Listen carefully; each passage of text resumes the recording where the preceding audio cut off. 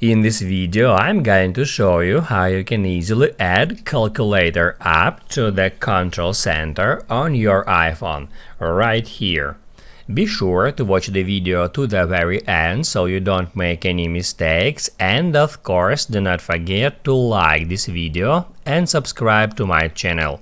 Thanks guys. So let's get started, and first off, head over to settings.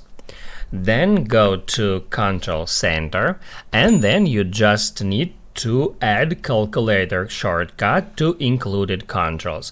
So you can just scroll down until you find the calculator, then just hit add that plus sign next to it, and that will immediately move calculator shortcut into included controls, and that means that calculator shortcut has been already added to the control center. You can easily check it. Here it is. You can tap on it to open it up. And then also you can change the order of these shortcuts. Let's say you want to move this shortcut at the second position, so you can go back here and then drag it and place at the second position. Now it's here, and basically that's it. Now you can write down in the comments below if you have any questions about the tutorial. Hit the like button if you like that video, and see you in the next one.